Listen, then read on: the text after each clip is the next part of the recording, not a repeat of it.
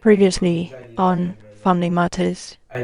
It's not something I want to do. I want to be myself, and knowing that my mum can compare me to my sisters, I can become even better than my sisters, so that my mum can compare my sisters to me.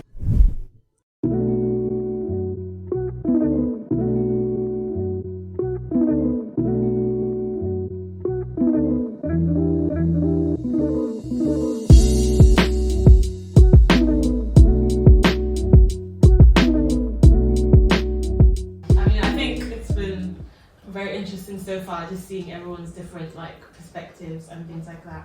But that brings us to kind of what we're going to talk about next, which is family dynamics. So I grew up in Ghana. I think it was social studies. I'm not sure what subject it was. But you have family, and then you have to give the definition of family. And I learned in that time that there's two types of family. So you have your nuclear family and you have the extended family. I think we kind of touched upon it as we were speaking. But in terms of family dynamics, what do you guys think? What are your perspectives on the different dynamics of family? Are there different types of family? Let's start with that. Types of families. What do you guys think are the different types of family, or are there different types of family? If that makes sense. It does. Yeah. Okay. It does. You also open the floor. I will. I don't mind. I'm a talkative. So. Yeah. So, with what you rightfully said, I also grew up in Ghana, so I know about that. So they all have their advantages and disadvantages, right? So if you pick up the nuclear family, it's what you have at home at the moment. Your immediate family, you, your mom, your siblings, maybe just you, right? It's good because you have a bond that cannot be easily broken, right? And you know each other. You're exposed to each other the more. Whereas if you go into the extended family, where you see your cousins, your granddad, your great grandma, all of them, right? You have the bond as a family, but you do not know much about each other like that. Unless your immediate family, your nuclear family at home. So say there's a family meeting, right? Something happens. You can't really raise a point there. Even if you do, you wouldn't really go all out to vent. But you come back home and you share it with your nuclear family because they are the ones that truly see you like that. For example, me, my mom, I always say my mom is like my sister. We go out sometimes and people think, oh, we're siblings. Recently, I went shopping with her and the driver that picked us up, she was like, oh, because I had to put the trolley, in the trolley section, and my mom had to wait for me in the car. She was like, "Oh, are we waiting for your husband?" I'm like, huh? So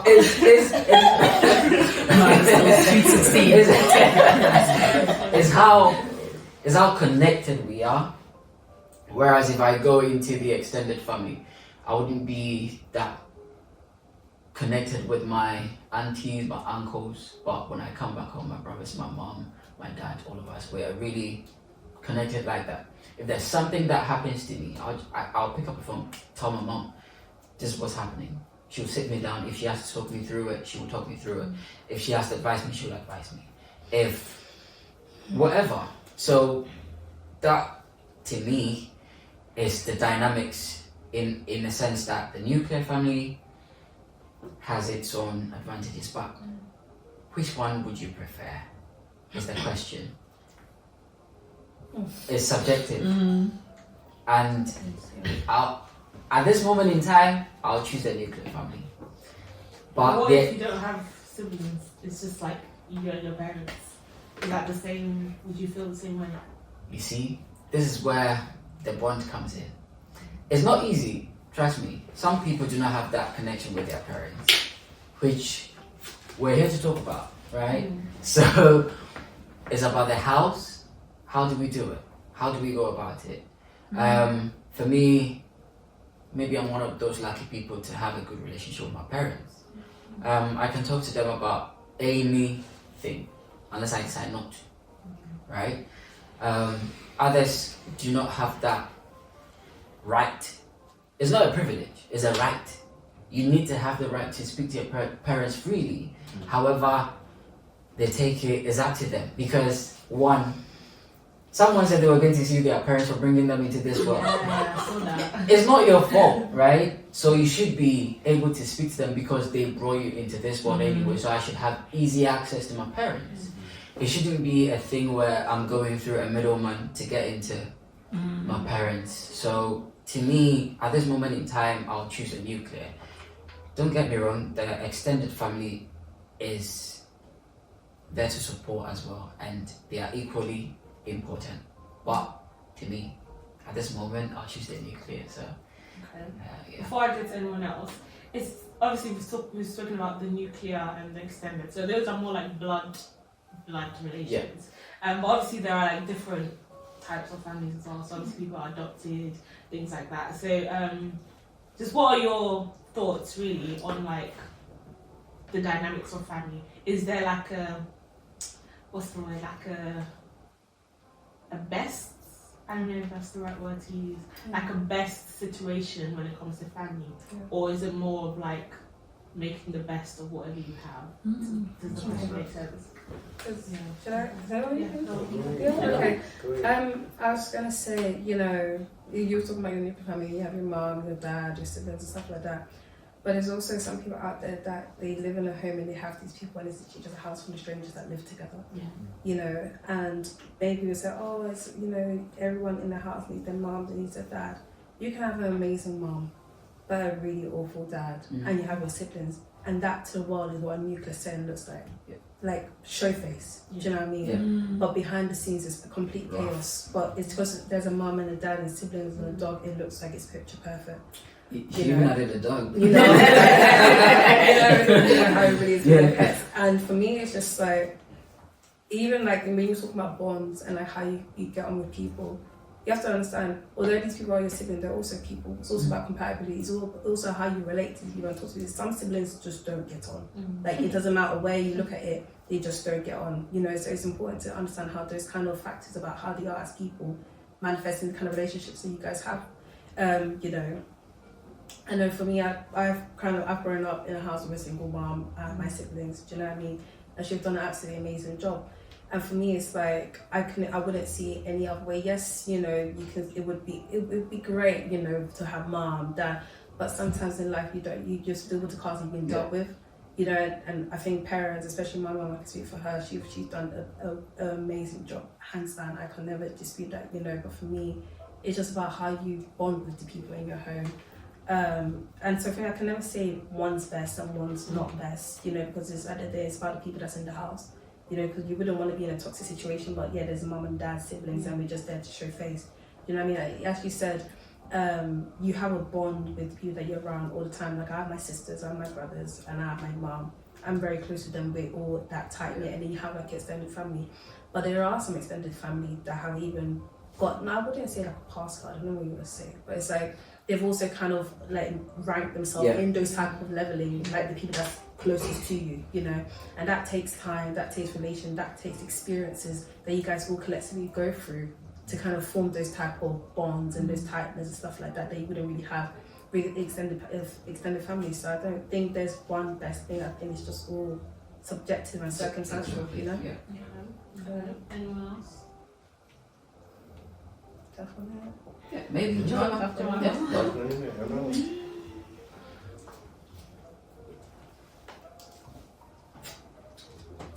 don't know what to say because listen to what she just said. It's right because she's right because it is subjective, and you'll be surprised. Some people, they are adopted, and their circumstances better than those that are actually in a nuclear family.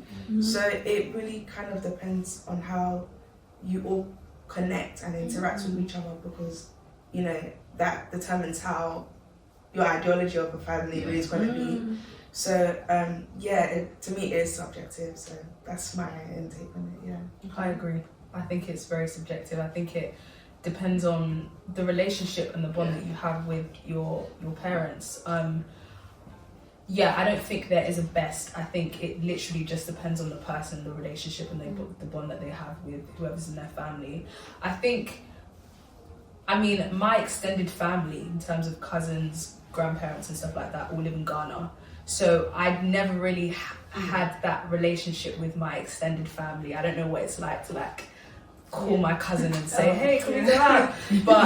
But there's also those friends or family friends that you call cousins that aren't actually your cousins, that are part of the extended family. But I'd say I'm a lot more closer with my family now. Like getting older, I sort of understand a lot of like the principles and the morals that they taught me or brought me up with. And so like growing up now, I'm like, okay, yeah, I do understand that. Maybe I can actually tell you these things. I don't know if that bond in terms of being able to freely tell your parents everything started very quickly. I can only speak for myself, but for me, as I grow up more, start to, you know, now I'm like, okay, yeah, now I can share these type of things. But I don't know if that's the reality for everyone, if people feel they I think it comes with age. age. It really does come with age. I think Yeah. when you're a child, you know, you have that kind of dichotomy between child, parent, Right. and then kind of as you get older, you kind of really there'll be things when you're a kid you wouldn't really want to tell your mom. Oh my god, no. But then, I'm 21. I'm getting older, so me and mom we're like besties. Like we go out as we look like sisters, we move like sisters, you know. So we've kind of got to that. But she's still mum. Yeah, Doesn't exactly. matter what, she's still mum.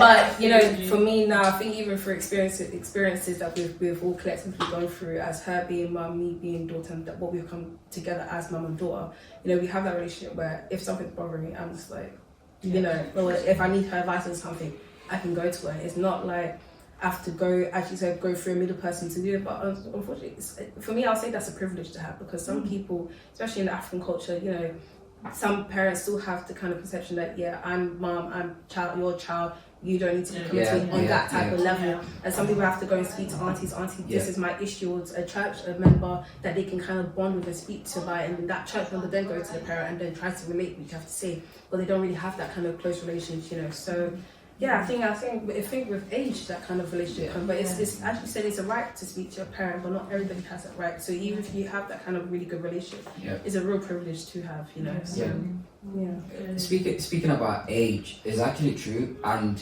one thing that came to mind was culture. Yes. We have a general culture, right? But within a culture, we're all Ghanaians, and let me say Africans, right? Africans, right?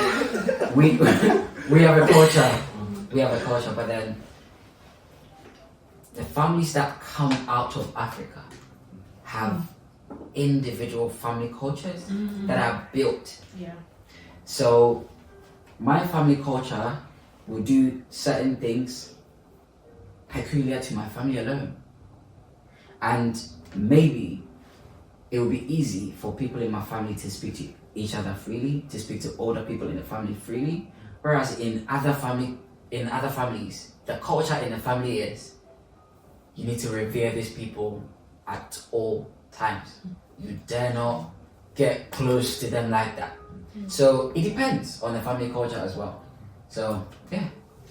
I mean, I think it's really good for us to have these conversations, right? So a couple of thoughts from everything that we've said. Yes, there's different contexts. You know, we've all not been dealt the same hand, right? Within those contexts, though, I'm hearing some common themes, whether it's just single parent or dual parent or adopted. There are some characteristics. One of the words that I think almost everybody has used is the bond, right? So whether it's single, double, adopted, whatever, right? That bond element. So, you know, back to your question around dynamics, whilst they may look different, the positive or good ingredients, it's sounding to me like they are the same or similar, right? So if I don't have a dual parent home and I have a single parent home, or I'm adopted, it's those same ingredients that will help me build those bonds, right? So I think it's not, again, we can't say everybody has the same, but it's about, with what I have, how do you build that right family environment to get the best out of it, right? And then again, around that bond point, and the point, you know, Kweku just made a minute ago about having different family cultures, the family that can speak to people freely, they built that over time. Right. Nobody, I mean, I like sociology, socializing, all of that stuff, right? We are socialized, that's part of the fun. Yeah. We are taught how to behave, right? We are taught what's right and what's wrong, what's acceptable, what's not acceptable. So those families that have a culture of being able to talk freely, yes, the word I'm looking for, is being nurtured Yes. and is being encouraged to the point where you see it as normal. I went to school in the States, and when I did, I left, from Ghana to the States. One of the things that really shocked my system and stood out to me, suddenly I could tell that when you live in Ghana in an African culture, we take certain things for granted. We assume this is how it's done. But generations ago, they made that decision, and we've met it and we think it's normal. And why that stood out to me was that, in the African culture, we're very social, we relate to people, whereas in the American culture, when I, first entered, it was like everybody kept, and I realized you have to put in effort to build those relationships. That was the first time it stood out to me, and I was like, oh my God, generations ago, they probably put in that effort to build those relationships, and now we think of African cultures as communal, but they had to build it, and we forget that. And so for me, that's one thing that became intentional for me, to try and build relationships, because your mom won't take you to, I don't know, a funeral or somebody's party or an outdooring where you meet people, you meet other people's children, and naturally you have to, what does it look like? And so for me, I'm still on that journey. How do I actually take the steps to build relationships and connect with people? In the African culture, it's almost like pre-made for us. But again, because we are in a different context, the older generation has sort of forgotten that, and we are expected to get it without building it. Yeah. So I hear you, some families, like in my family, you could talk, there's some conversations, my siblings are always like, how come this person doesn't know that?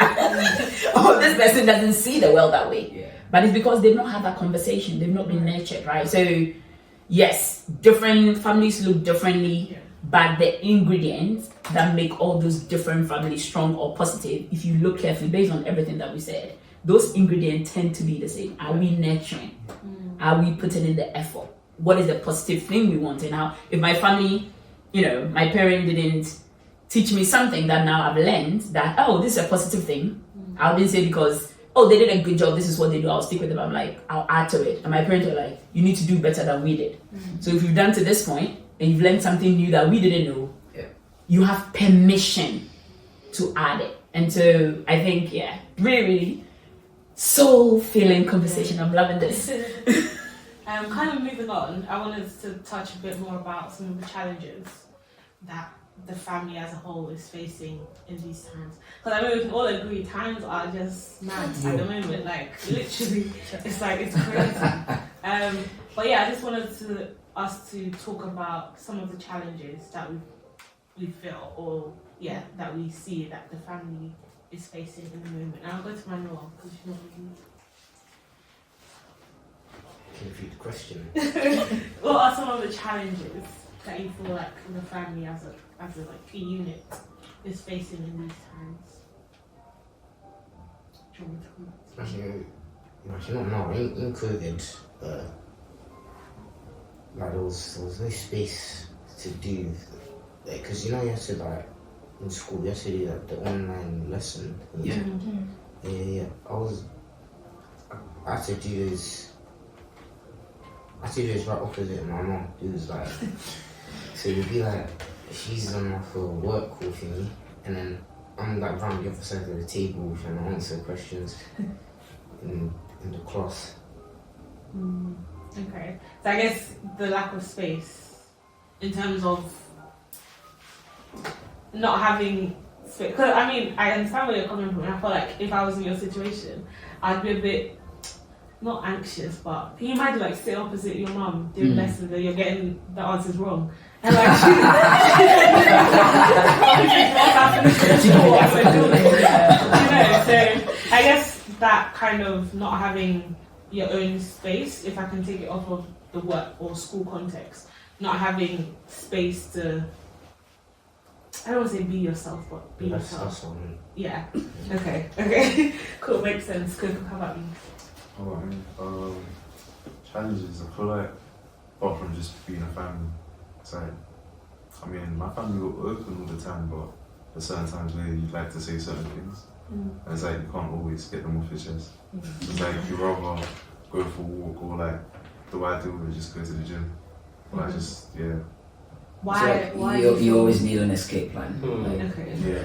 Okay. No, Okay. I would say always an escape. It's like some certain conversations you want to have, but they're not always available. Oh, yeah. Yeah. Not available in terms of physically or emotionally or. Because physically, everyone gets tired because they work. And then emotionally, you're also tired. And Yeah. so certain conversations can't be had. Okay. So not having the time to just kind of not making time because we're all busy. Yeah. Especially you're going to uni, your parents are going to work, everyone comes home knackered. I get that. Yeah, you don't have time to do about certain things. Jemima, look like you got. I would say that our family's upbringing is different from our own, and sometimes we can't relate to them fully because of what they've experienced.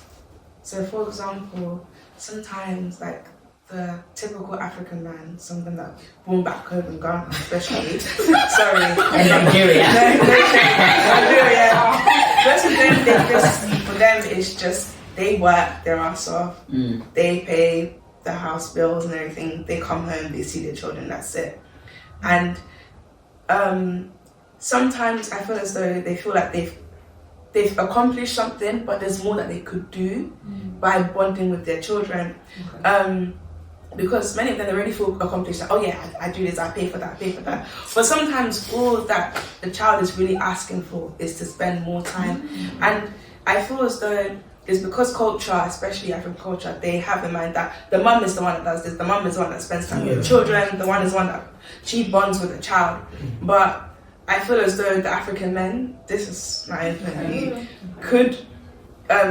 should try and build more of a relationship with their children and not let culture be a reason for them to be so timid because, I wouldn't even say timid, just they restrict themselves.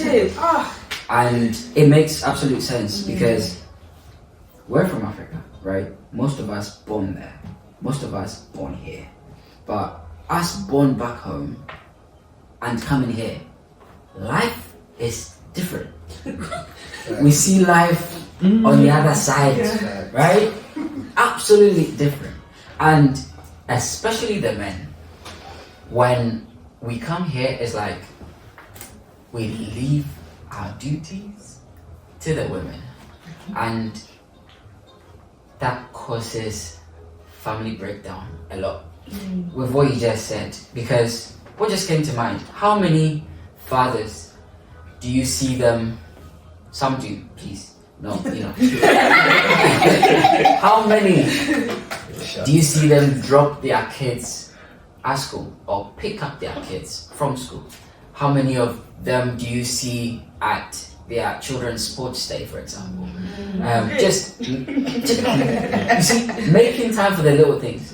It's just, they'll just, be there, just be occupied with something that is not so important and, ask the woman, but it's your job to do it, why are you telling me? Like, it's like just being, oh, bossy, I'm the father of the house, I'm the man of the house. Very masculine, they love to embrace their masculinity. Sometimes it's just lower your, what is it called, testosterone a bit.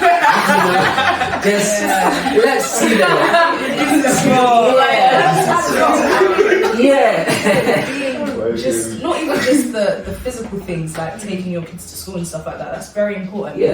But also emotionally available. Do you know what I mean? I think, just looking from my friends' perspectives as well, a lot of them have very close relationships with their mothers and very distant relationships with their fathers because of that whole, I'm the man of the house, which is great. I mean, you're bringing the money in, great. Can you do that for me when I'm crying? Do you know what I mean? Like it is, and I think, the emotional availability is a huge part of family, and I think you want your kids to be able to go to you when they're going through something. You don't want them to be going to the world or turning to the wrong things, if that makes sense. So I think fathers and emotional availability is a huge thing. But maybe that might just be in the way that they were also raised.